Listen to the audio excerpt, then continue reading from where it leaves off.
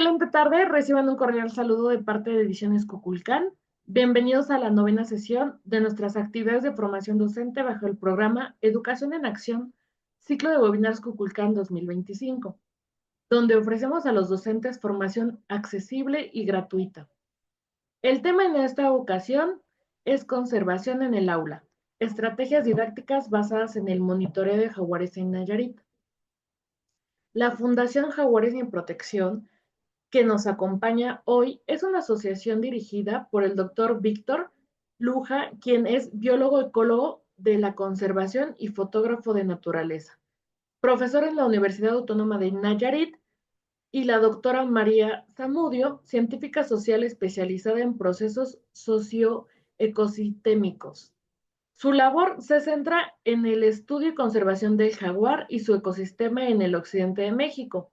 Promueven la coexistencia entre la fauna silvestre y las comunidades rurales.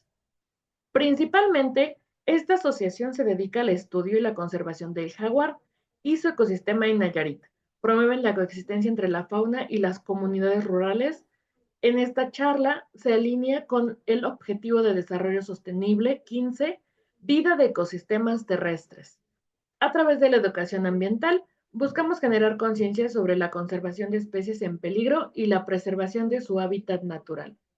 Durante este webinar abordaremos los siguientes puntos: la importancia de la biodiversidad en México y las amenazas que enfrenta, métodos de monitoreo de jaguares, como el uso de cámaras trampa y collares GPS, estrategias didácticas para sensibilizar a los estudiantes sobre la conservación del jaguar. En, ok, por favor, les pedimos mantener los micrófonos apagados para evitar distracciones. Si tienen alguna duda, pueden escribirla en el chat o bien levantar la mano y con gusto la responderemos.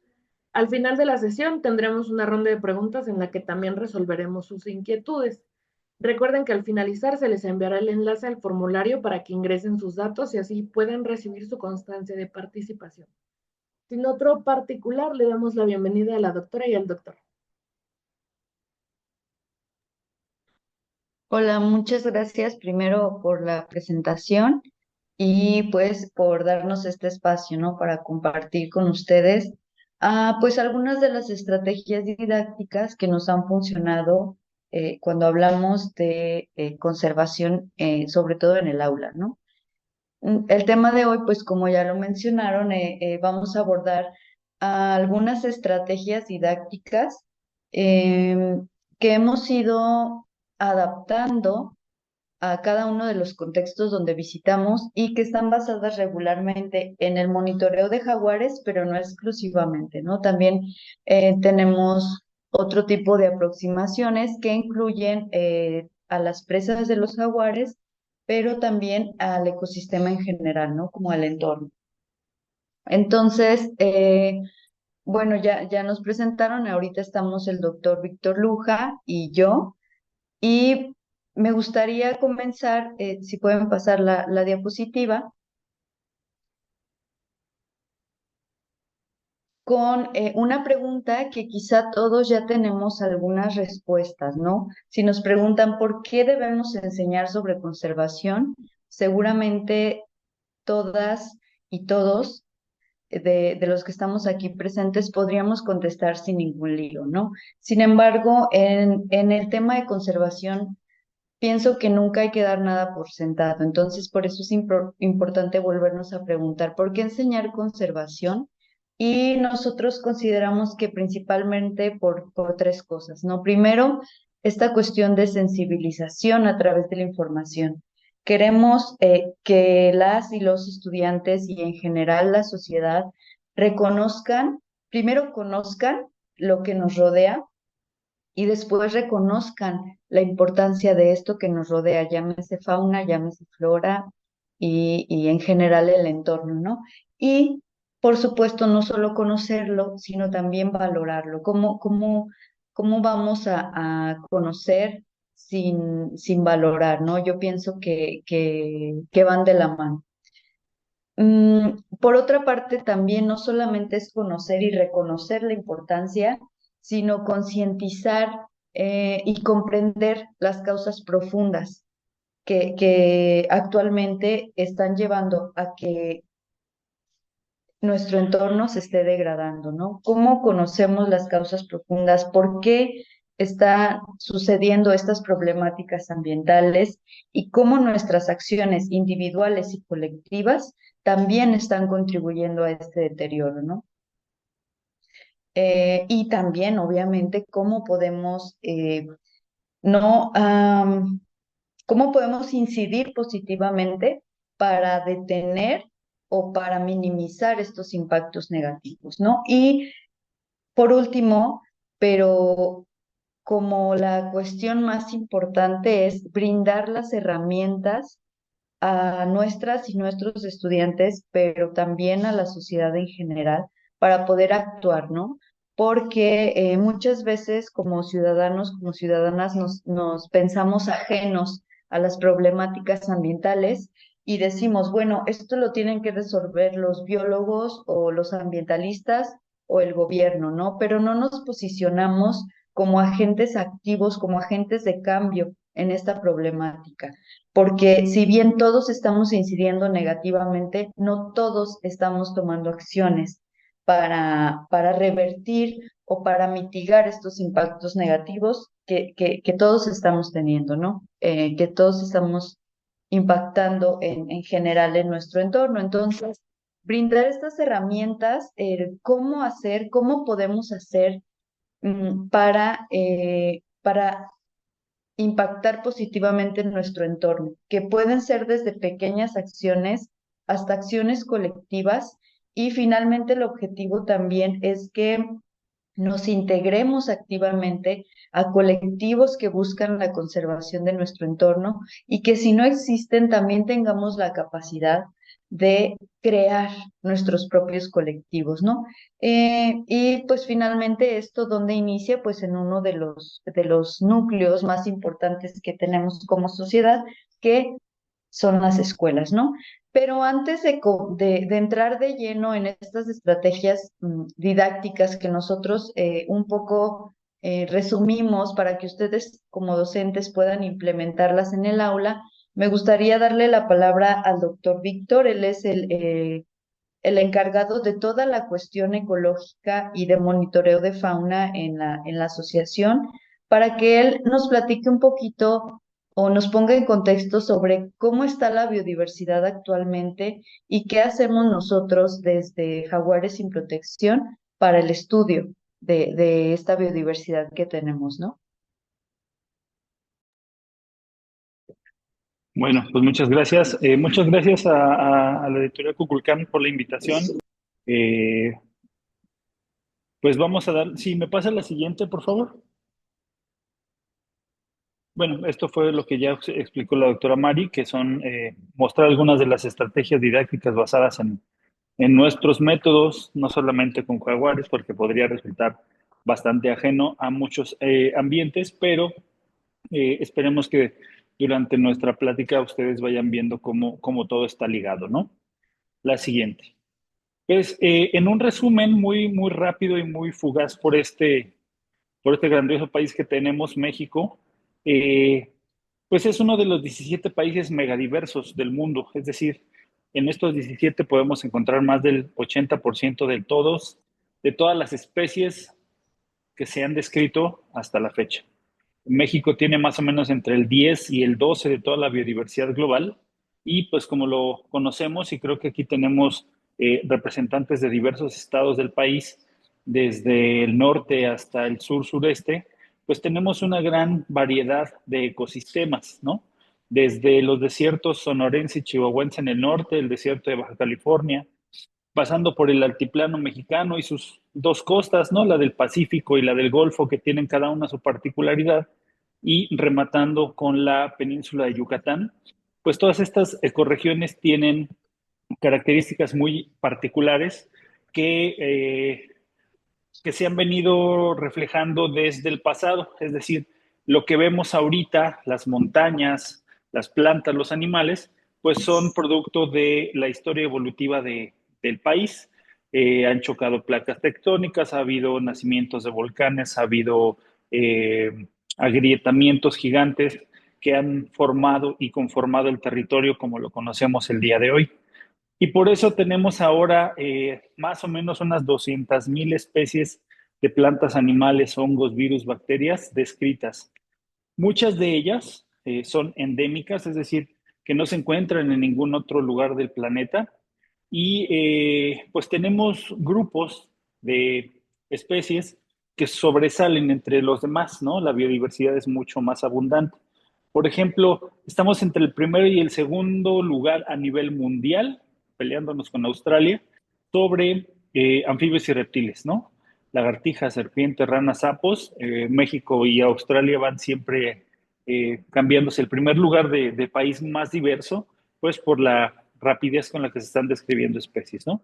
Somos el tercero en mamíferos, el cuarto en anfibios y en plantas, y pues básicamente esta riqueza biológica es fundamental para el equilibrio ecológico, pero también para las comunidades que dependemos de los recursos naturales para nuestro sustento, ¿no?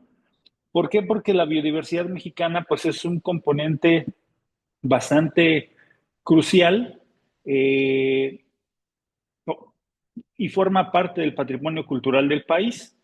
Muchas especies y ecosistemas han sido usados por generaciones, por ejemplo, en medicina tradicional, alimentación, en prácticas espirituales y otros ritos, que pues hacen una liga bastante importante entre la biodiversidad y la cultura y el desarrollo de las personas, ¿no? Sin embargo, toda esta biodiversidad, todos estos números, todos estos ecosistemas están actualmente amenazados. Estamos, digamos, en la sexta extinción masiva de especies, lo cual quiere decir que estamos perdiendo especies a un ritmo muy acelerado y gran parte de esta pérdida tiene que ver con nuestras actividades humanas.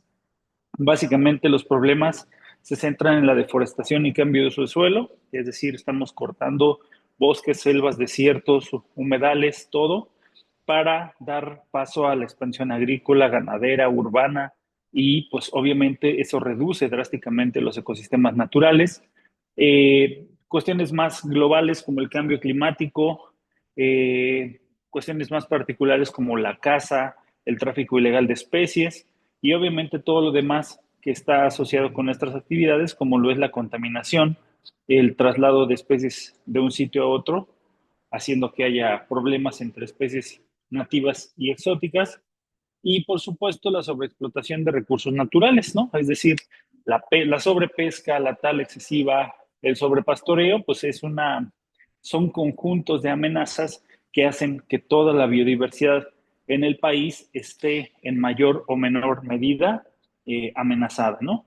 Entonces, pues este es, digamos, el resumen muy, muy rápido de lo que es la biodiversidad mexicana y cuáles serían sus amenazas.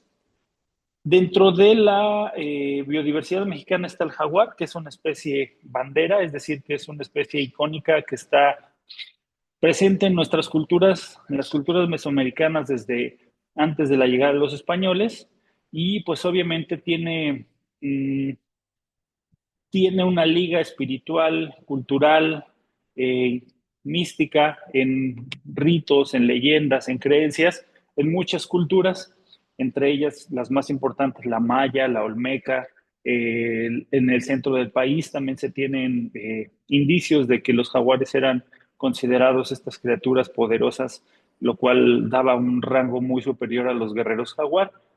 Pero, pues obviamente el jaguar, siendo un animal grande, fuerte, poderoso, carnívoro, también está del lado de pues, las criaturas malas, las criaturas mal vistas, las bestias que pueden comer hombres, lo cual es un poco alejado de la realidad. Y bueno, pues tenemos jaguares desde el norte del país hasta el sur, por los dos costas, hasta la península de Yucatán. Y nosotros pues estamos aquí en el occidente de México trabajando con jaguar desde hace más o menos 10 años, ¿sí? La siguiente, por favor.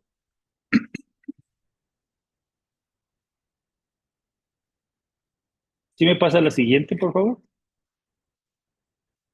Y entonces, de manera muy rápida, les voy a platicar cómo trabajamos con estos animales. y el por qué es importante el monitoreo biológico.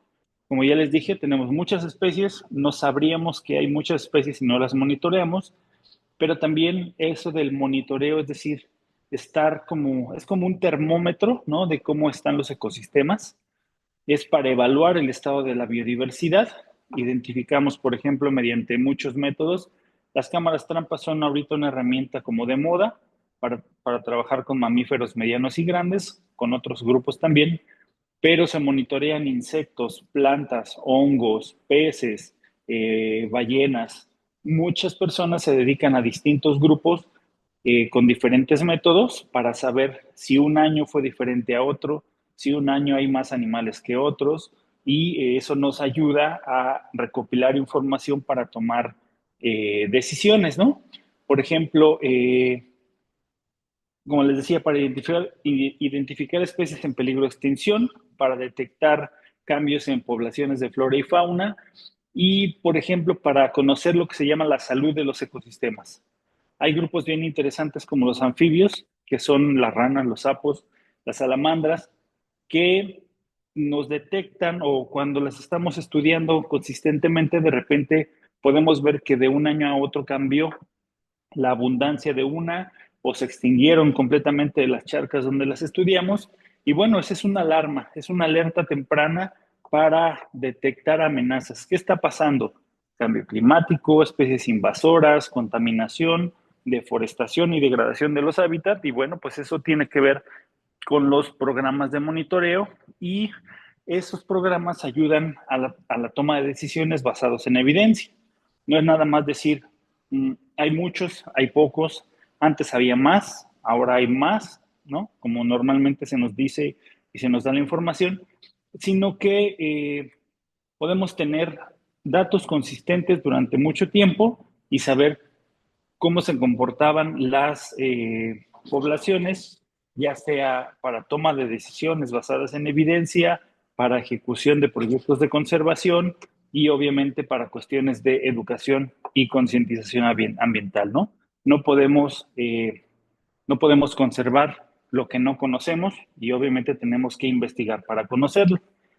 Entonces, esto aplica para todos los grupos. El monitoreo de jaguares lo usamos con cámaras trampa, que son estas cámaras que se ponen en los árboles y toman una foto automática de los costados de los gatos y ya sabemos si son machos y son hembras. Cada uno de ellos tiene un patrón de manchas único y es como una huella digital. Entonces, así sabemos quién es quién y podemos hacer un estudio poblacional de cuántos jaguares hay en 100 kilómetros cuadrados, por ejemplo. La siguiente.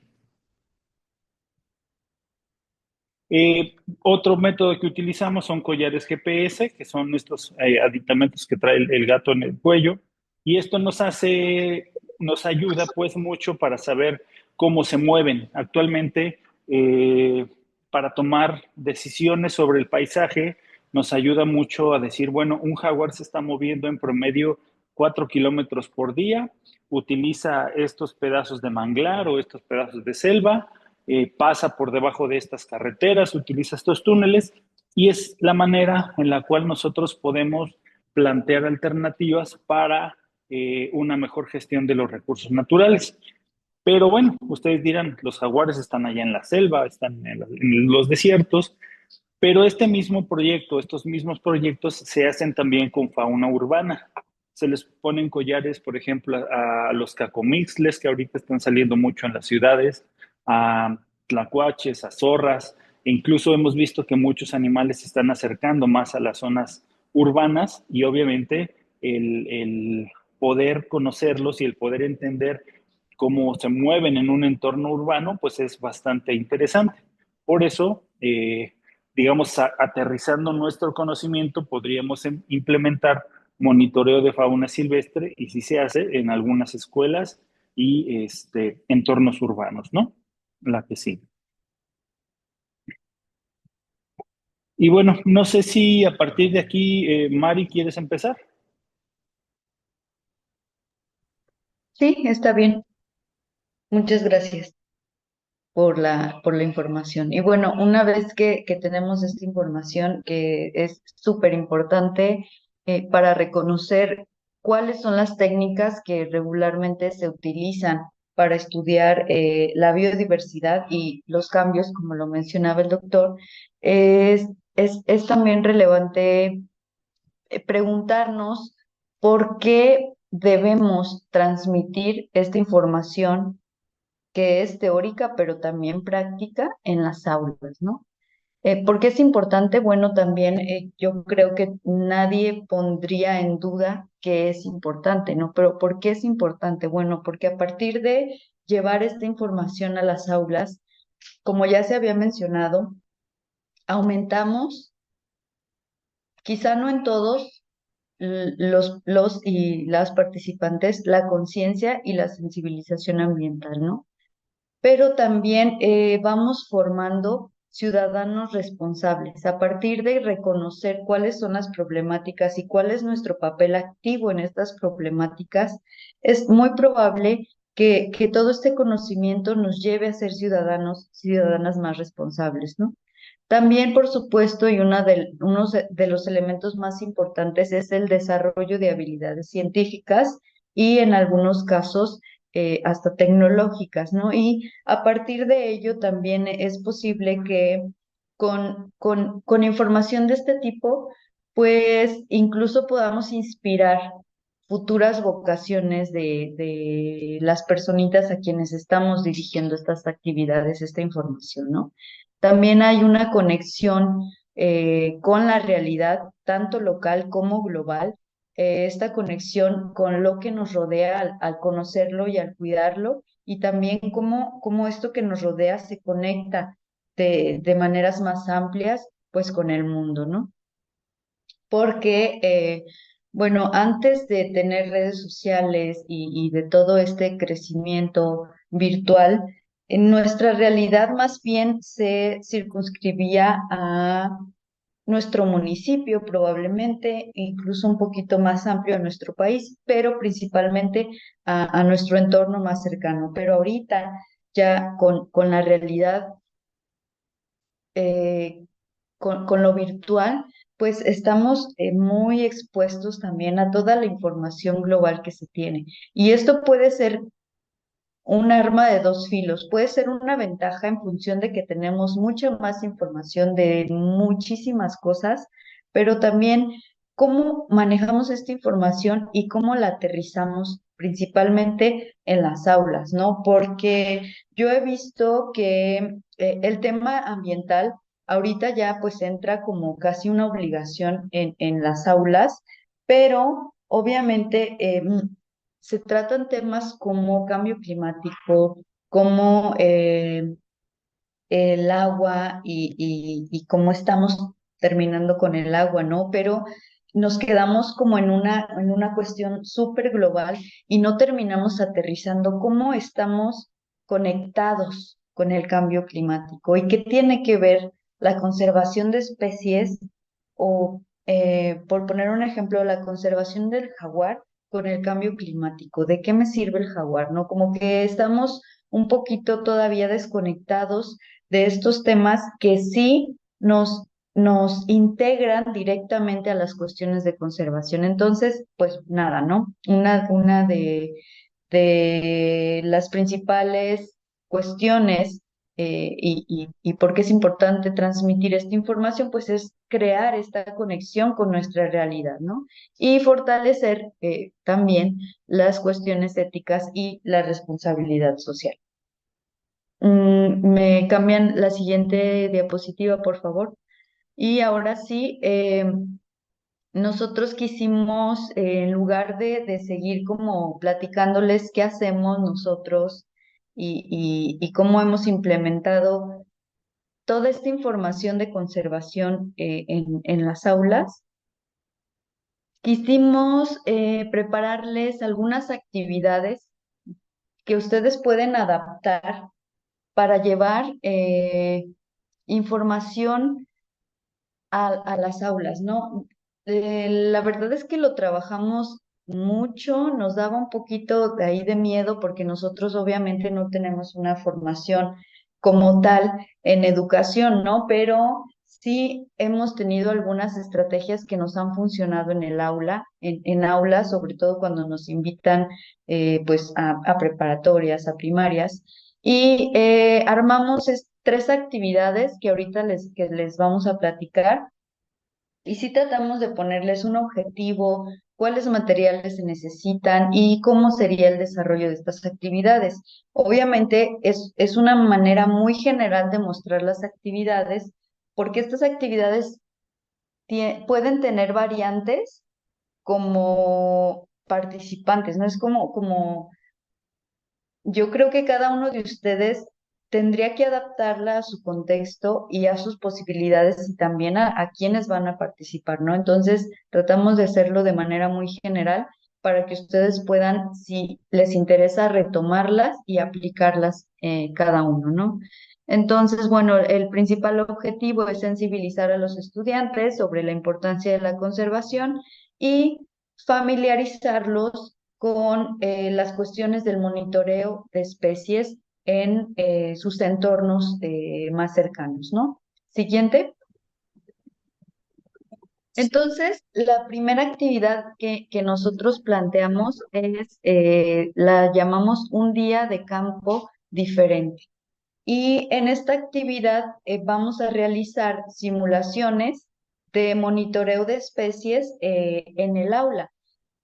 Y les decía hace rato, esto va a depender mucho de dónde están sus escuelas. Por ejemplo, si ustedes están trabajando en escuelas rurales, pues va a ser mucho más eh, fácil, por ejemplo, que pudiéramos organizarnos para tener una cámara trampa y colocar una cámara trampa cerca de nuestra escuela y entonces después revisar todas las especies con las que estamos coexistiendo, que muchas veces no sabemos.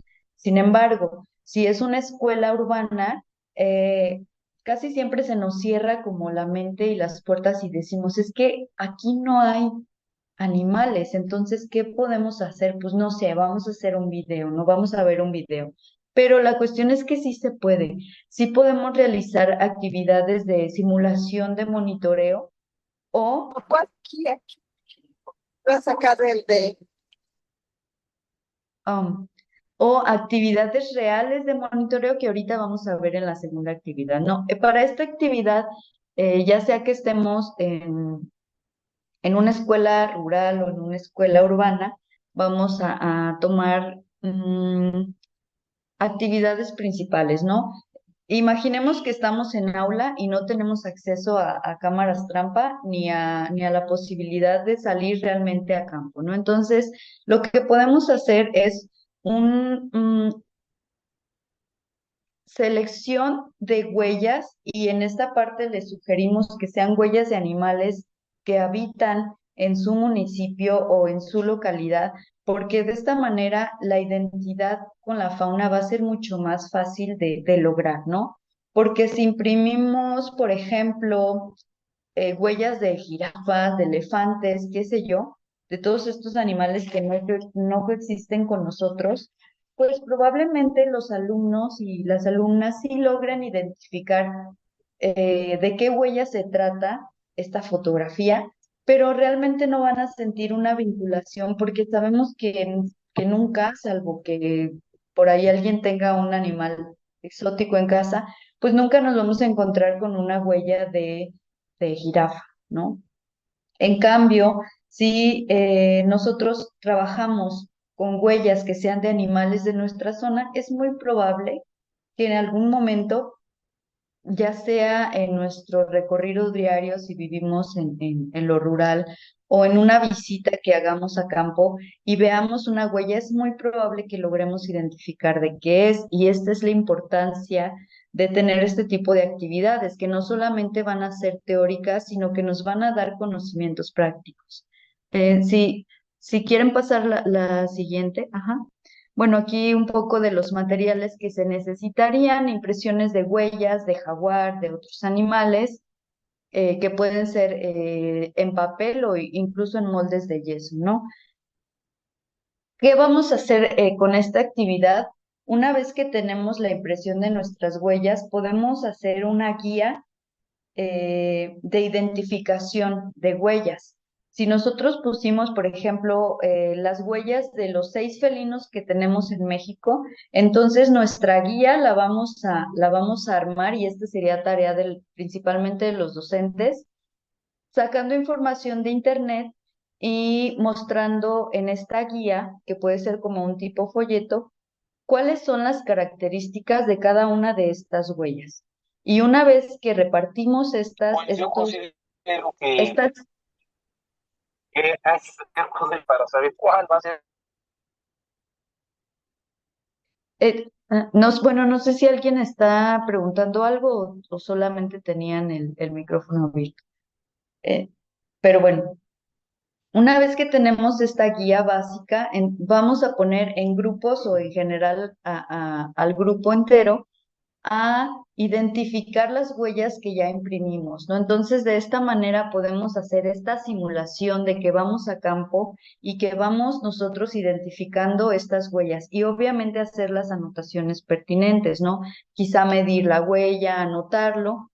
Y una cuestión muy importante es que no solamente se quede como una actividad así muy práctica y tal, sino que toda esta información que nosotros vayamos recuperando de las observaciones de los alumnos, finalmente se contrasten con información real sobre este tipo de prácticas que se hacen en campo, ¿no? Porque no son prácticas aisladas, sino que constantemente los biólogos que están monitoreando eh, la biodiversidad, uno de los principales herramientas para identificar qué fauna existe en esa zona es a través de las huellas, también a través de las excretas, pero bueno, ese no lo vamos a ver ahorita, ¿no? También puede ser a través de fotografías de cámaras trampa. Ahorita ya en redes hay mucha información y muchas fotos que nos indican qué animales hay en qué zona, ¿no? Entonces, si hacemos nosotros una impresión por ejemplo, nuestro municipio, nosotros estamos en Tepic, Nayarit, entonces si hacemos una búsqueda en diferentes redes sociales o en general en la web sobre cámara trampa en Tepic, probablemente nos arroje una lista bastante amplia de fotografías que han sido tomadas con cámaras trampa. Entonces, una vez que nosotros las tenemos, comenzar a introducir a los chicos y a las chicas al análisis de estas fotografías. No solamente la hora, sino también las cámaras traen la cuestión de la temperatura, ¿no?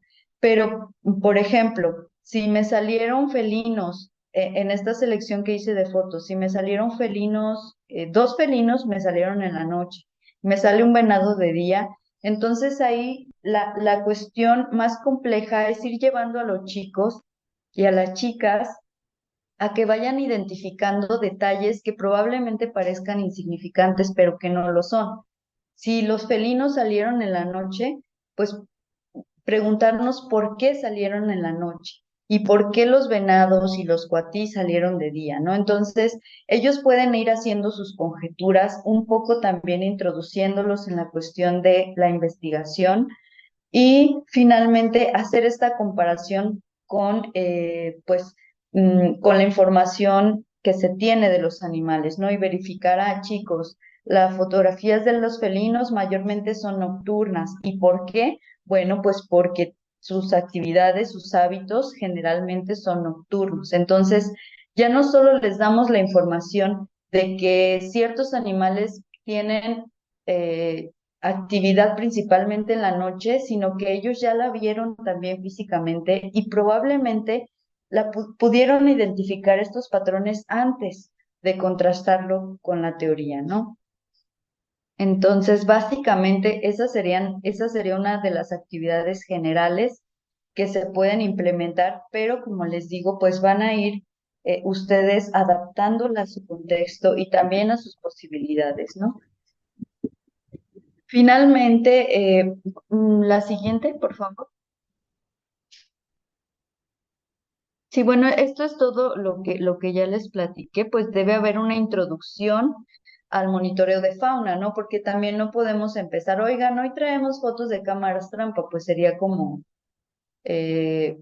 como que sin darles contexto tampoco tiene mucho sentido. Entonces, introducirlos un poco, qué es el monitoreo, por qué, para qué sirve, qué es la identificación de huellas, cómo se utiliza, para qué se utiliza, y una vez que se hace la actividad, pues también hay que darle a estas actividades un cierre, ¿no? Y una evaluación también, porque generalmente las actividades de educación ambiental se ven como algo extra en las aulas, casi como un hobby y que todos pasan con 10.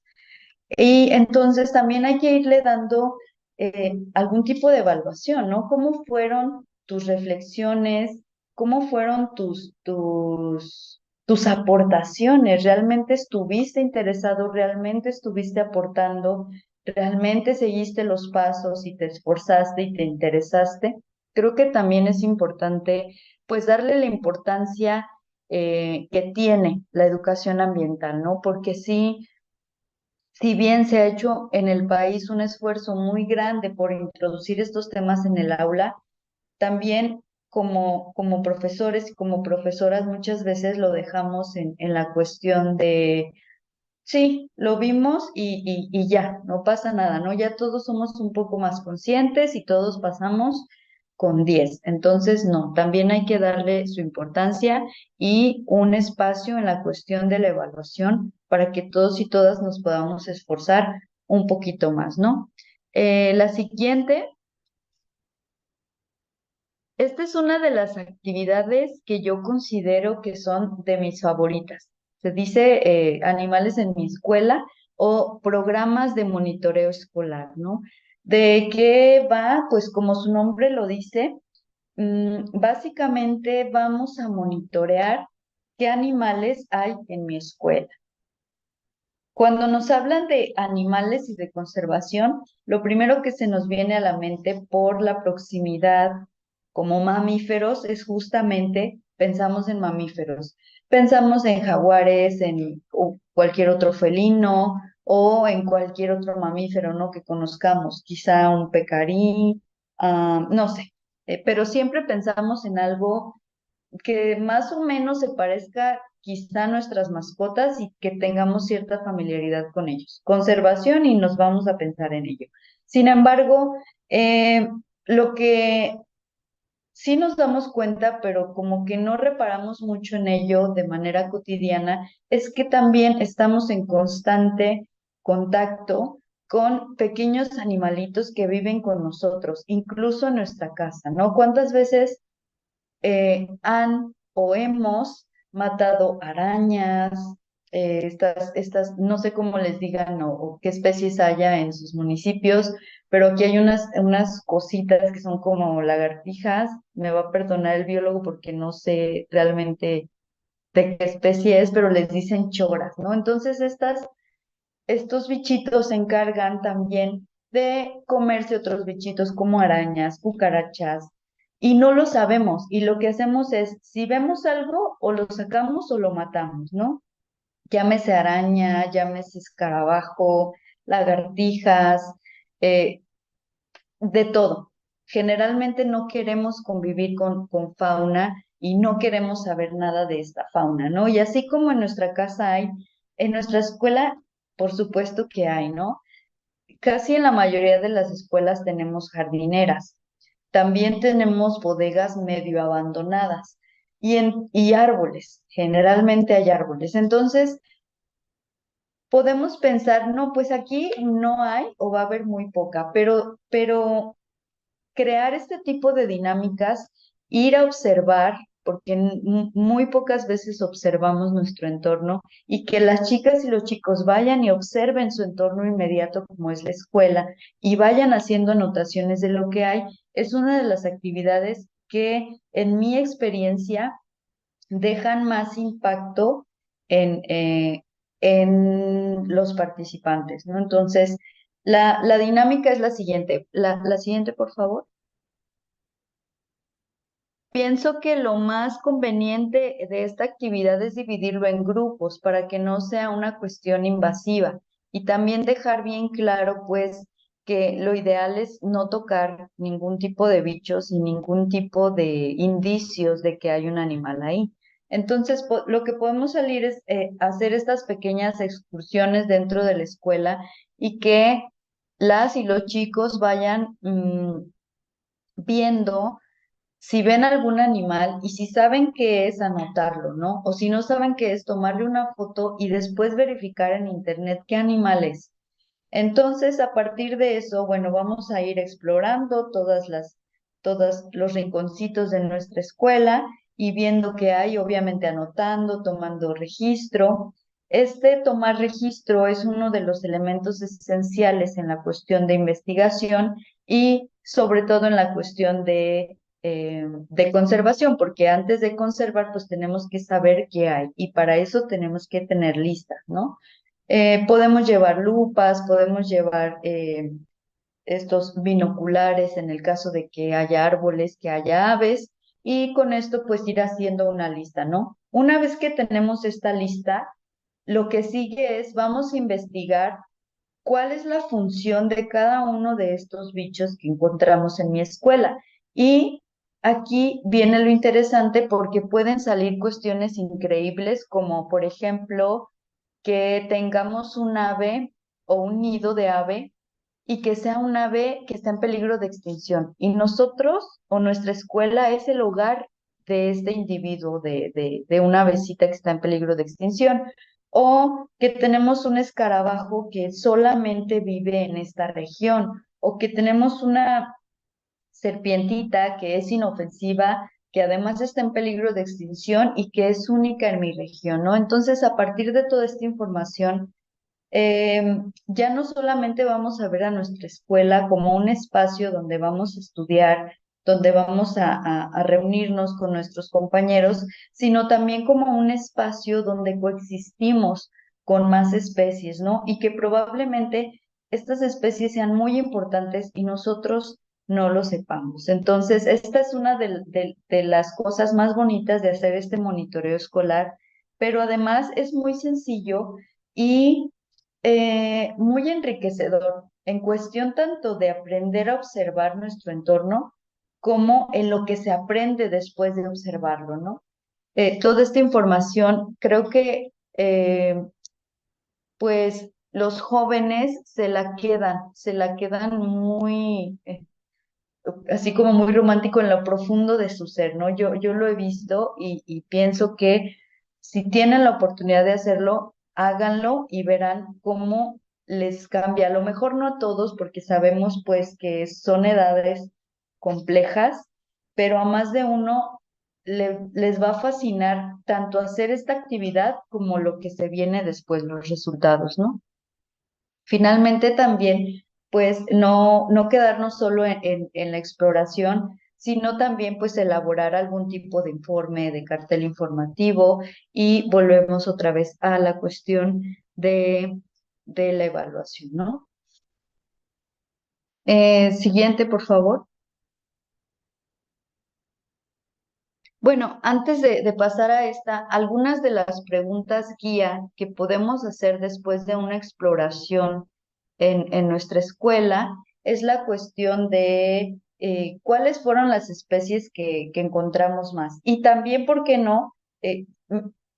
Muchos saben, por ejemplo, que tenemos palomas en todas partes, ¿no? Y una vez que investigamos de dónde vienen las palomas, cuál es la función o la no función en el ecosistema, también nos vamos a dar cuenta de otra realidad muy importante que es las especies invasoras, ¿no? Las especies invasoras, ¿qué son y cómo vienen a impactar a la fauna autóctona?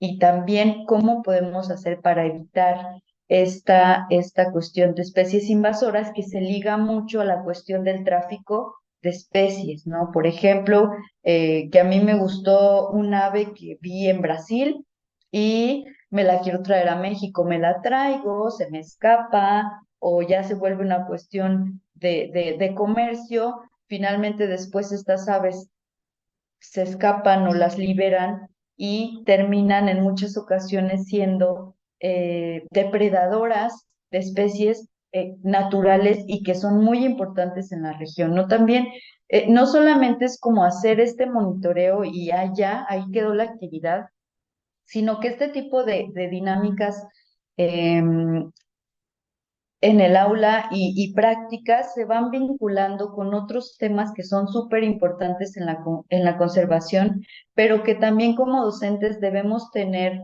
esta sensibilidad y también, ¿por qué no?, dar un poquito más de esforzarnos un poquito más para nosotros también investigar cómo ligar estas actividades con nuestro entorno y con la cuestión de la conservación y pues de los impactos principalmente negativos que hay en el entorno, ¿no? Además de hacernos preguntas, esta actividad del monitoreo nos puede llevar a pensar en estrategias que podemos implementar para cuidar o para aumentar la fauna que tenemos en nuestras escuelas. En la mayoría de las escuelas tenemos jardineras, pero son estas jardineras que ya sea las personas que los mantienen, pero creo que viene de más arriba de los directivos, tratan de tener eh, como jardineras perfectas, ¿no? Como este modelo francés o no sé de dónde venga, que es puro pasto perfectamente cortado y quizá alguna florecita ahí bonita, ¿no? Y si sale una hierba, la arrancamos. Si sale una florecita silvestre, la arrancamos. Entonces, una de las estrategias para aumentar o conservar la fauna de los entornos urbanos es justamente los jardines silvestres, ¿no? Que es, bueno, si no quieres que toda la escuela sea así, puedes dejarme como proyecto una jardinera y en esta jardinera vamos a fomentar los jardines silvestres que básicamente son, creo que todos hemos visto estos espacios baldíos, abandonados en las ciudades, que están llenos de maleza, como le llaman, ¿no? Y que todos dicen, es que está horrible, y ahí se juntan que los moscos y no sé qué tanto, pero es una cuestión tan satanizada de estos espacios silvestres y la realidad es que muchos de estos espacios tienen mayor biodiversidad que muchos jardines que tenemos afuera de la casa, que solo es puro pasto y está perfectamente cortado y que a veces ahí no hay nada, ¿no? Y en estos espacios, estos jardines silvestres, hay mucha biodiversidad. También podemos implementar las cuestiones de jardines para polinizadores y aumentar nuestra fauna y además decir que estamos protegiendo polinizadores que son súper importantes en la cuestión no solamente de conservación de fauna, sino en la cuestión de la producción pues de cualquier fruta, ¿no? Ya sea mango, jamaica, incluso del agave para el tequilita. Entonces, digamos que son formas, no les estoy diciendo que ese sea el camino, pero son como ideas que de pronto van surgiendo cuando estamos trabajando este tipo de cosas. Entonces, el mensaje central es que no son actividades aisladas que les proponemos, sino que la idea es que cada uno de ustedes vaya hilando de manera muy finita cómo lo vamos a relacionar, cómo vamos a relacionar estas actividades, cómo las vamos también a modificar para que se ajusten a los objetivos que nosotros estamos buscando en ese momento, ¿no? Y ahora sí, finalmente, pero no menos importante, y que va ligada a las otras dos y a cualquier actividad que ustedes propongan en el aula, son proyectos o campañas de sensibilización. Como su nombre lo dice, básicamente es una campaña para eh, pasar la información que probablemente encontramos en los proyectos o a las actividades anteriores. Y así como imaginen, ¿no? Una campaña política donde nos bombardean de eslogans, de información, de nosotros sí, no sé qué. Pero nosotros no vamos a hacer una campaña política, vamos a hacer una campaña bonita de brindar información a los demás integrantes de nuestra escuela y por qué no utilizar las herramientas que tenemos a la mano, como son las redes sociales, para que este mensaje salga de las aulas y llegue a más escuelas, llegue a más personas de nuestro municipio, de nuestro estado e incluso de nuestro país, ¿no? Y pensándolo de manera muy realista, no como una cosa imposible, posicionar a nuestro grupo, a nuestra escuela, como una escuela modelo de conservación y de identidad socioecológica, ¿no? Es muy, es muy realista, les digo, porque ahorita la realidad más real es la virtual. Entonces ahí estamos constantemente conectados desde que nos despertamos hasta que nos vamos a la cama, siempre estamos en redes sociales. Entonces, una campaña, ¿por qué no masiva de nuestros grupos puede posicionarse como un referente a nivel municipal, a nivel estatal e incluso a nivel nacional, ¿no? Es muy realista pensar en eso. Y yo pienso que en las cuestiones de conservación y en las actividades de conservación, la tendencia o nuestros objetivos deben ser hacia eso, hacia la masificación de esta información que es tan valiosa, ¿no? Y no solamente es información, sino que es información eh, que que la están llevando a cabo grupos súper importantes como son jóvenes y que están plantando, pues, plantando cara a los desastres que estamos viviendo y siempre son muy bienvenidos los proyectos de jóvenes porque es como, claro, es el futuro del mundo y están tomando acciones y están tomando la batuta, ¿no? Entonces, las campañas de concientización, pues básicamente son la siguiente, pueden ser a través de cosas tan básicas como escribir la información en cartulina, como vemos aquí estos chicos de bachillerato, ellos hicieron exposiciones sobre las problemáticas que aquejaban en su entorno. En este me parece que presentaron la tala, pero muchos también presentaban la cacería, ¿no? Entonces ellos hicieron esta campaña de concientización a través de mostrar los problemas que hay en su comunidad. Pero las campañas de concientización no solamente pueden ser de problemas, pueden ser de información de una especie que sea característica de mi entorno, puede ser de un tema, puede ser incluso que tomemos el día de algo, porque hay día de todo, día del agua, día de las aves migratorias, día del jaguar, día del puma. Entonces, lo que nosotros consideremos que va a tener más impacto, eso lo podemos tomar, ¿no? Puede ser mediante votación o mediante, pues en general un consenso. ¿Qué queremos decir y cómo lo vamos a decir? Puede ser también a partir todo virtual, no sé, videos, podcast, lo que se les ocurra y lo que se les haga más interesante a cada grupo, ¿no? Finalmente, ¿pueden pasar la siguiente? Sí, bueno, pues es eso, ¿no? A través de folletos también y pues ya la difusión y la duración de la campaña ustedes la van a decidir junto con sus grupos y finalmente podemos tener una, una evaluación de a cuántas personas impactamos. Si lo hacemos en redes sociales, pues eso es muy fácil de medir un poco el alcance de los videos, el alcance de las publicaciones y en general, ¿no? Pues siempre todas las actividades deben ir acompañadas de reflexiones y de evaluaciones finales.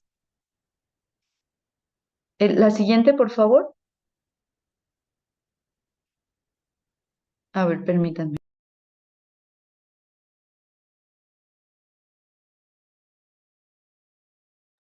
Sí, y bueno, un poco ya para finalizar y para dar espacio para las preguntas, si es que tienen, es los objetivos de estas actividades.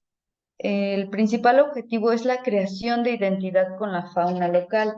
Nosotros en nuestro trabajo ya vamos casi para 10 años de trabajo con comunidades, con escuelas, y también una cuestión de redes sociales bastante fuerte que tenemos es justamente crear esta identidad con la fauna local. Lo hacemos de distintas maneras, a través de talleres, a través de adaptar materiales para, por ejemplo, aquí en la diapositiva se ve una, unos dibujos que son para colorear, pero que no tienen ningún animal exótico y todos son animales de Nayarit. Entonces, también tenemos una lotería que hicimos de animales de Nayarit y lo increíble es, nosotros estas cuestiones las hemos trabajado con los más pequeños, ¿no? Preescolar, primaria, y lo increíble de esto es que van reconociendo a través de estas actividades qué animales hay en su entorno, ¿no? Ya no es la jirafa, ya no es el elefante, que obvio son muy importantes, pero no tenemos una identidad con ellos. Y con los animales de nuestro entorno sí podemos tener esa identidad y sí podemos comenzar a cuidarlos, ¿no? Entonces, todas estas estrategias que les mostramos, si bien es un poco, quisimos hacerlo de manera muy, mostrándoles cómo pueden hacerlas de manera muy general, pero el objetivo de eso siempre tener en mente que es crear esta identidad, porque una vez que se crea identidad con algo, entonces sí o sí lo vamos a querer cuidar, ¿no? Y entonces este justamente es el objetivo. Y un poco regresándome a la cuestión de la difusión, también pasa muchas veces que nosotros hacemos una actividad y si otro grupo u otra escuela lo replica, entonces decimos, ay, no, ya me copiaron, es que no puede ser que no tengan ideas propias. Y una de las cosas que también me gustaría decirles es que se liberen como de toda esta cuestión de acaparar la información y de acaparar, lo hemos hecho por muchos años, acaparar la ciencia, la información, las herramientas, ¿no? Entonces es como, esto es lo que yo sé, esto es lo que he aprendido a lo largo de muchos años y claro que no te voy a compartir cómo lo debes hacer. Y en la cuestión de conservación, esto ha traído un montón de problemas porque de por sí ya no tenemos tiempo para salvarnos, para salvar a nuestras especies, para revertir el cambio climático, para revertir la sequía.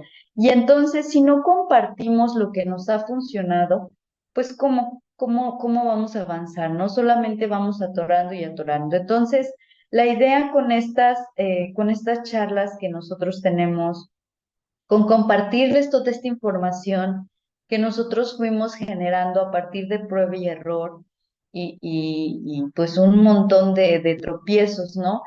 Es que toda esta información se siga difundiendo, ¿no? Que ustedes puedan utilizar, a lo mejor si no todas, algunas de las herramientas que mostramos, que también si tienen alguna duda o alguna cuestión de ahí de que se atoren y que necesiten alguna cuestión de información, ahí estamos en las páginas, supongo que las vamos a poner al final para que nos busquen y con gusto les podemos ayudar desde, pues, también nuestro conocimiento, ¿no? Entonces, creo que es todo. No sé si haya una diapositiva más. Bueno, no está de más, pero ya se saben los beneficios que pueden tener. Podemos desarrollar habilidades científicas, podemos crear conciencia socioambiental y, lo más importante, podemos crear esta identidad con nuestro entorno que es eh, si buscamos la piedra filosofal de la conservación, yo diría que es básicamente crear identidad con nuestro entorno, porque una vez que creamos esta identidad, lo vamos a querer proteger. ¿Por qué? Porque es nuestro. Y pues creo que con esto finalizamos. Ujú. Ya también las conclusiones las dejamos, yo creo que entre todos, creo que sería conveniente también, ¿no? Escucharles, ya sea a través de preguntas o a través de comentarios. Gracias. Perfecto, muchísimas gracias, doctora. Pues sí, tenemos ya comentarios, o bueno, sí es una pregunta en el chat. el maestro Genaro comenta, ¿existe algún link donde podamos acceder a los resultados de su investigación, fotografías, videos o material adicional que nos ayude a entender y poder compartir en nuestro salón de clase? Sí, en redes sociales, principalmente en Facebook, que es la comunidad más grande que tenemos, por nuestra edad claramente.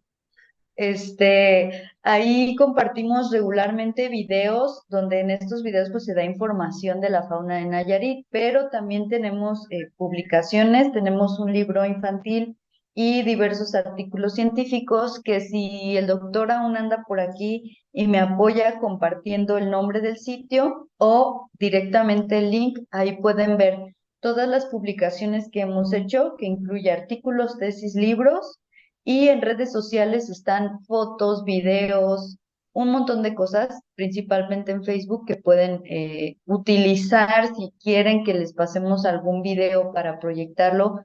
Es con todo gusto se los pasamos y en general la información que necesiten.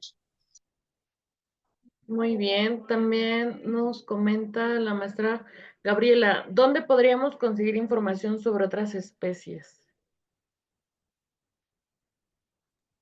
Sí, bueno, va a depender. En general, ya ahorita todo está en internet, ¿no? Si necesitan, por ejemplo, buscar qué especies hay en su municipio, pues así lo buscamos por municipio y nos van a salir listas.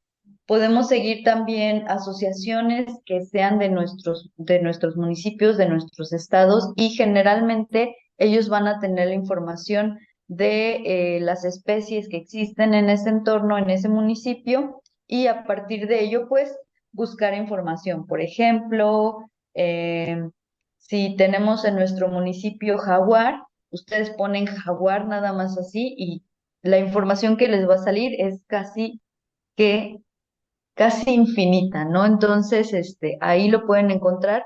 También si tienen dudas respecto de, si no saben encontrar literal así como la información en la red, eh, digo, siempre estamos abiertos a poder apoyarles. Si nos pregunta por una región en específico o un animal en específico, también podemos pasarles recursos, ¿no? Muy bien.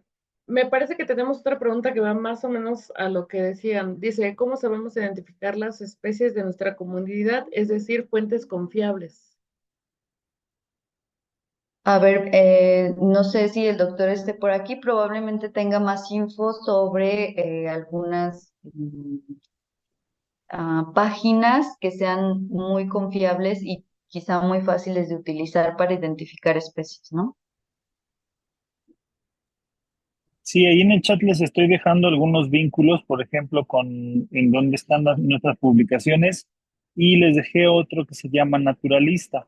Naturalista es un portal de ciencia ciudadana desarrollado por la Conavio, y ahí básicamente es como una guía, ¿no? Antes nosotros teníamos guías de campo, que también sigue habiendo, pero las guías de campo actuales pues ya son más bien digitales, y en esta parte de Naturalista ustedes pueden acceder a información y no nada más consultar, sino pueden poner la información. Es decir, hay proyectos de ciencia ciudadana de escuelas en las cuales un día la gente se va y empieza a tomar fotografías de plantas y animales, y así le ponen, ¿no? Se registran muy rápido, hacen una cuenta, la escuela se llama de esta manera, y empiezan a subir los registros. Incluso puede ser que no conozcan ningún nombre, pero ahí entre todos, el portal por eso se llama de Ciencia Ciudadana, ahí se identifican las especies por expertos, y bueno, hay grados de investigación, grados de divulgación.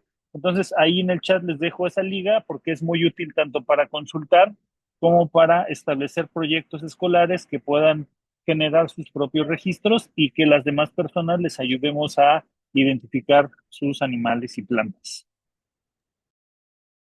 Excelente. Sí, precisamente quien se está, pues de la pregunta, aquí el doctor Víctor ya nos hizo favor de comentar el link de sus redes sociales y también el que nos comentaba que es un sitio de ciencia ciudadana. Seguimos con las preguntas. Dicen, ¿qué tan problemática es realmente la convivencia entre jaguares y humanos en comunidades rurales? Sí, bueno, esta no es una respuesta, una pregunta que tenga una respuesta única, ¿no? Porque va a depender mucho del contexto. Por ejemplo, en Nayarit tenemos comunidades que tienen bastantes problemáticas por la cuestión del ganado, ¿no? Porque los jaguares de pronto ya no tienen comida o porque están ahí el ganado está muy disponible porque solamente no hay un manejo de ganado, sino que lo sueltan al monte, pues el jaguar pasa, de pronto se lo come o cualquier otro depredador, no solo el jaguar. Y bueno, tenemos esta problemática, ¿no? De que ellos tienen pérdidas económicas, después pues quieren eliminar al individuo, terminan eliminando a este individuo, a más individuos y a otros animales. Pero tenemos también comunidades que son muy, no, que no han tenido este tipo de conflictos o que si de pronto tienen una pérdida de una res, por ejemplo, realmente son conscientes de que están dentro de zonas donde hay depredadores y las pueden perder, ¿no? Y contabilizan ya este tipo de pérdidas dentro de sus propios números, ¿no? Entonces, es una pregunta muy importante, pero que no tiene una sola respuesta y sí va a depender mucho de la zona, de la comunidad y sobre todo de la conciencia de esas personas, ¿no? De las personas que estén más cercanas. Wow, en esta parte en la que empezó a comentar todo esta de pérdidas, ¿no? A lo mejor. Sí, ahí entra yo creo mucho lo emocional con los chicos, ¿no? E incluso yo creo que con docentes, porque pues precisamente queremos sensibilizarlos sobre el tema de que hay que cuidar las especies, hay que cuidar el entorno, el medio ambiente, pero meramente la naturaleza nos sorprende tremendo, ¿no? En todo este aspecto de la cadena alimenticia o pues la supervivencia, ¿no? De los animales como tal. Eso es algo complicado, yo creo. Sí, sí, sí. Sí, sobre todo también como dices, ¿no? Cuando ya integramos la cuestión de afectación económica, porque pues las comunidades rurales, muchas, no todas, de pronto sí están bastante abandonadas y no tienen mucha alternativas económicas. Entonces, la pérdida de un individuo de ganado, sí les representa una gran pérdida. Entonces, pues sí, ahí digo, como todo lo social es complejo, entonces sí, nuestro análisis sobre cómo es la relación en esta zona con el jaguar y las comunidades, pues sí, es como les decía antes, pues es una cuestión de analizarlo de manera muy fina y muy particular. Sí, que yo creo que depende precisamente más bien de cada área, ¿no? O sea, no podríamos decir que todo va a salir de la misma forma, pero pues sí hay como a lo mejor un estándar. Continuamos con las preguntas. La maestra Gabriela comenta, doctora, ¿y cómo podríamos hablar con nuestros alumnos sobre el papel de los zoológicos? Ah, digo, bueno, depende, ¿no? Podemos, por ejemplo, en la cuestión de los zoológicos, creo que es bastante, da bastante luz acudir a la cuestión de la historia de los zoológicos, ¿no? ¿Qué son los zoológicos? ¿Cómo comenzaron los zoológicos y cómo han ido evolucionando? Y finalmente también preguntarnos por qué tenemos la percepción de los zoológicos como algo negativo, ¿no? Una vez que vemos qué son los zoológicos y cuál es la función de los zoológicos, también casi que instantáneamente vamos a contestar la pregunta, ¿por qué tenemos esta percepción negativa, no? Porque si vamos a la definición o a los objetivos de los zoológicos como los conocemos actualmente, pues básicamente es para conservar y rehabilitar especies amenazadas. Pero ¿en qué se ha convertido los zoológicos también en una cuestión de, pues tengo que tener recursos para seguir manteniendo mis actividades y para ello pues recurro a traerme especies exóticas o especies que son muy llamativas, ¿no? Y aunque no realicen ningún tipo de rehabilitación, pues esta cuestión de tenerlos me va a dar, eh, me va a hacer circular en esta cuestión, la cuestión económica para seguir funcionando. Y que es también muy, pues se vale, ¿no? Porque sabemos que los recursos para la conservación en nuestro país son muy escasos. Entonces, exigir en esta cosa a los zoológicos, a los santuarios, incluso a nosotros como asociaciones, exigir que funcionemos de manera gratuita y de manera totalmente desinteresada es, yo creo que incluso absurdo, ¿no? Porque no se puede conservar si no se tienen recursos. Básicamente es así. No podemos conservar nada más con nuestro gran corazón y con nuestras infinitas ganas. No podemos funcionar de esa manera y sucede lo mismo con los zoológicos. Es un tema complejo y yo creo que la mejor manera de abordarlo es, pues, siempre pasar de los claros y los oscuros, ¿no? Y llegar tal vez a una discusión donde una discusión intermedia o si es posible, en donde pongamos los pros y los contras de los zoológicos, ¿no? Y tal vez pasar a ejemplos específicos si tenemos un zoológico en nuestro municipio o en nuestra localidad, pues tal vez visitarlo, ¿no? Y contrastar toda esta información que ya vimos en aula, contrastarlo con las realidades de los zoológicos y que las y los chicos, esto es lo más importante, se creen sus propias conclusiones y opiniones. En este sentido, bueno, siguiendo esta línea, yo me imagino, ya pues tiene mucho tiempo que uno estudió primaria y secundaria, pero sí, recuerdo que en primaria había visitas como anuales al zoológico. Nos llevaban al zoológico de Chapultepec, en Tlaxcala el Altiplano, y era muy bonito toda esta parte porque uno cree, ¿no? De cierta forma con una idea, y ya después uno crece y sí les cambia la perspectiva, pero bueno, difiere mucho de acuerdo a los intereses, ¿no?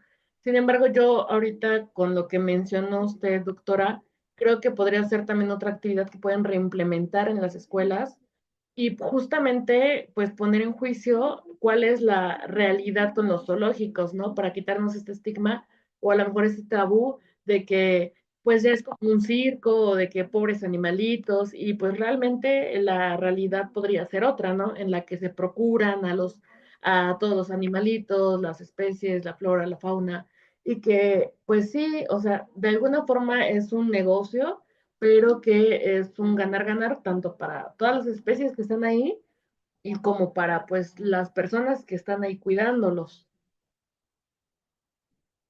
Y bueno, Sí, en y este también sentido, como no, justo, ¿no? No generalizar, no si todos son buenos o no si todos son malos, ¿no?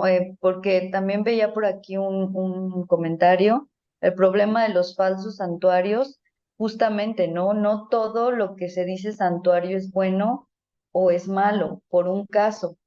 Igual los zoológicos, no todos los zoológicos tienen en malas condiciones a sus animales y algunos sí han incluso rehabilitado y hasta salvado especies en peligro de extinción, ¿no? No hay una respuesta definitiva en temas de conservación y pues no todo es malo y no todo es bueno, ¿no? Por eso es importante, volviendo al tema de la educación en las aulas, pues más que seguir creando este tipo de mitos o estigmas o lo que sea, es que los chicos y las chicas vayan generando pensamiento crítico, ¿no? Que no se queden con una cuestión de generalizar todo, sino que vayan viendo punto por punto eh, qué qué es lo que está inmiscuido en este tema que estoy tratando y cuál es la opinión que yo me formo, pero a partir de toda la información que puedo obtener del tema en cuestión.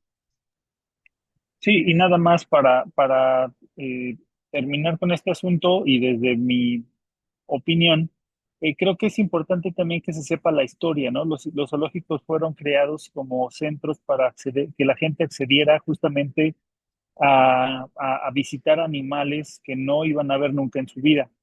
Pero obviamente, pues con el tiempo se fue cambiando toda esta realidad y hay muchos más centros de cautiverio en muy malas condiciones que buenas, por todas las cuestiones de el precio y lo que cuesta mantenerlos y tener encierros dignos. Entonces, básicamente ahorita, y yo se los he comentado cuando doy clases y cuando tenemos oportunidad, yo recomendaría mucho más, por ejemplo, estos documentales con alta definición que son grabados en las áreas naturales y que ahí las personas pues son testigos de lo que son los animales en vida libre y no estarlos viendo ahí enjaulados, ¿no? Muriéndose de hambre. Entonces, ese es, digamos, una cuestión importante. Los zoológicos cumplieron su papel, algunos siguen cumpliéndolo, por ejemplo, Chapultepec con la reintroducción y la reproducción del lobo gris mexicano, así se salvó el cóndor de California en zoológicos, pero también así se están eh, empujando algunas otras especies a la extinción, ¿no? Por el simple hecho de tenerlos encerrados. Entonces, pues esas son cosas que creo que están a debate y además es una oportunidad para que en lugar de estar pensando en ir a zoológicos, pues estar pensando en guías locales capacitados para salir un día a sus comunidades, a sus entornos, a sus parques y empezar a interesarse por los animales locales, ¿no? Desde las arañas que son increíbles, que podríamos llevar pequeños microscopios y se dan cuenta de lo increíbles que son y no le piden nada a ver a un elefante ahí encerrado, ¿no? Entonces, creo que son cuestiones interesantes que se plantean aquí pero que sí podríamos empezar a dar pasos más allá para que las personas conociéramos a los animales de nuestras comunidades o de otros sitios, pero en sus ambientes naturales, ¿no? Sí, justo, doctor. La verdad es que tiene toda la razón. Digo, son ustedes los expertos de esta materia. Y aprovechando más o menos la pregunta, tenemos otra que es, ¿qué carreras universitarias están relacionadas con la conservación y el estudio de la biodiversidad? ¿Y cuáles son sus campos de acción profesional? Pues yo creo que ahorita con la cuestión de la trans, la inter, la multidisciplina, todas deberían estar conectadas, pero pues bueno, hay algunas que son más especializadas. Creo que hay muchísimas también. También va a depender si es licenciatura, maestría, doctorado o incluso ya talleres y cursos, ¿no? Ya tenemos al alcance, por ejemplo, esto que están haciendo ustedes, pues es increíble porque finalmente es llevar información, incluso, no sé, talleres o todo esto que se hace. Y básicamente es capacitar en materia ambiental, en este caso, a las personas que quieran, ¿no? Pero carreras, pues biología, obviamente, puede ser manejo de recursos naturales, también hay como variantes, ¿no? Porque hay carreras que son biología y otras que son ciencias y ambientales, también veterinaria, ¿qué podrá ser? Em, Pues yo me imagino que todas las de las ramas de las ciencias mm, y sí. porque usted es científica de alguna forma, o sea, también es todo lo de química o bueno, no sé, biología, ¿no? Bueno, principalmente, o me estoy confundiendo. No, el biólogo, ecólogo, que todo tiene esta formación en ecología y biología es Víctor. Yo, mi formación, Ah, ok, primero, ok. soy filósofa de formación, pero siempre, esta es Ok. la cuestión, siempre me fui hacia temas de investigación que relacionaran la cuestión social con la cuestión ambiental. Entonces ya Ok. mi maestría fue en como en este manejo de recursos naturales y mi doctorado fue en ciencias sociales, pero con enfoque en cuestiones socioambientales. Entonces, puede ser que en un principio no, pues yo estudio sociología. No, eso no tiene nada que ver con con el ambiente, pero la cuestión que les decía es que ya ahorita con la transdisciplina, creo que cualquier carrera bien enfocada te puede llevar a la cuestión de la conservación y del ambiente, ¿no? Porque no es como la carrera en general, sino que finalmente va a tener salidas o enfoques y ahí es donde tú cualquier carrera la puedes enfocar hacia lo ambiental, porque finalmente todo está conectado, ¿no? Muy bien, doctora. Entonces, estoy leyendo todavía, tenemos unos cuantos comentarios. Una maestra comenta que trabaja en la zona del volcán y cae ceniza constantemente. ¿Afecta la fauna natural del lugar? Vic. Pues básicamente la fauna de la zona está acostumbrada, está adaptada a las condiciones de esos sitios. Por ejemplo, los conejos de los volcanes, pues obviamente incluso a lidiar con erupciones y con todo esto. Y bueno, pues toda la fauna silvestre local, nativa, pues tiene que estar de alguna u otra manera Acostumbrada, adaptada. De claro. repente a lo que no estarían muy acostumbrados es que además de ceniza volcánica, pues les caiga toda la ceniza de incendios forestales provocados por las personas, más Ujú. las emisiones contaminantes de los coches, más las emisiones de las fábricas. Entonces, todas esas cuestiones ambientales que se acumulan a partir de actividades humanas, pues es lo que los lleva a tener más problemas de los que normalmente ya tienen que enfrentar en sus ecosistemas nativos. Desafortunadamente volvemos a la premisa de que, o sea, los animalitos no son el problema, somos nosotros los humanos. Bueno. Una más, ¿a quién se debe recurrir si creemos que encontramos una especie en peligro de extinción? Híjole, pues es que esos temas, digamos, hay autoridades ambientales, que está la Procuraduría Federal de Protección al Ambiente y que cada estado tiene su delegación. Ahorita, pues si se hacen virales los videos es cuando los atienden. No sé si han visto algunos videos de un señor de pericos, de otro ¿qué era? No me acuerdo, de un jaguar que vendían en Oaxaca. Entonces, este tipo de cosas las están atendiendo, pues, a nivel dependencia. Y obviamente también muchas localidades tienen los bomberos o protección civil que hacen este tipo de manejos, ¿no? Muchas veces de animales silvestres que encuentran en las casas o cosas de estas. Muy bien, perfecto. Ok, pues bueno, ya no tenemos más preguntas. En este caso vamos a dar por finalizada la sesión. Les voy a dejar también el link del formulario para que puedan suscribirse, bueno, más bien capturar sus datos y puedan obtener su constancia por participar en este webinar. Y bueno, me parece que sí, ya no tenemos ninguna otra pregunta. Si ya no desean agregar nada por parte de los ponentes, doctor o doctora, si gustan agregar algo, adelante. Y si no, de igual forma, ya sería todo por el día de hoy. No, pues nada más volver a agradecer el espacio. Me parece que estos espacios siempre son muy importantes, ya sean virtuales o presenciales. Agradecer y pues dejar nuevamente nuestras puertas virtuales abiertas para cualquier duda, cualquier tipo de información que requieran y pues nada más eso. Y bueno, que ojalá que las herramientas, más de alguno o de alguna pudiera implementarlas y claro que nos compartieran los resultados y las actividades, ¿no? Muy bien.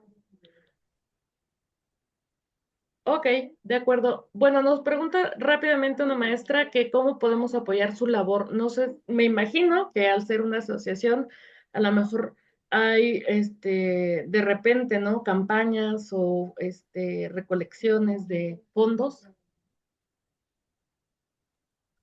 Sí, sí, bueno, si nos siguen por ahí en redes sociales, pueden acceder tanto a productos que nosotros vendemos de la asociación para seguir sustentando estas actividades. También tenemos ahorita estamos buscando los fondos para reimprimir el cuento infantil que tenemos. Y sí, generalmente tenemos así campañas para donativos, ¿no? Perfecto, muy bien. Pues bueno, están viendo en pantalla el usuario de la asociación, los encuentran como @jaguares sin protección, todo junto, en Instagram y en Facebook. Y bueno, también ya en las redes sociales vienen los links de enlace como su WhatsApp y también me parece que el sitio web para que puedan tener un acercamiento más directo. Entonces, bueno, ya tenemos nada más agradecimientos por su participación en el webinar y de igual forma Ediciones Coculcán les agradece su participación. Gracias por este espacio, doctora y doctor. Esperemos que podamos contribuir nuevamente un seguimiento a lo mejor de este tema o quizá que exploremos algunos otros temas relacionados. Si ya no hay nada más que agregar, esto sería todo por el día de hoy. Les recordamos que nos pueden encontrar a nosotros como @edicionescoculcan en Facebook e Instagram. Y este webinar también lo van a poder encontrar en días próximos en nuestro canal de YouTube. Nos encuentran como Ediciones Coculcan. Y si alguno tuviera alguna duda o alguna pregunta ya más en específico que quisieran que resolvamos, los podemos atender en nuestro WhatsApp, que les voy a dejar el número a continuación, y también, bueno, en redes sociales, Facebook e Instagram, para que estén al pendiente de los siguientes webinars que nosotros mantenemos durante toda la temporada de este segundo y cuarto semestre del ciclo escolar. Y bueno, esto sería todo de mi parte. Les agradecemos muchísimo su participación. Que tengan excelente noche. Hasta luego. Gracias, hasta luego. Gracias, hasta luego, buenas noches.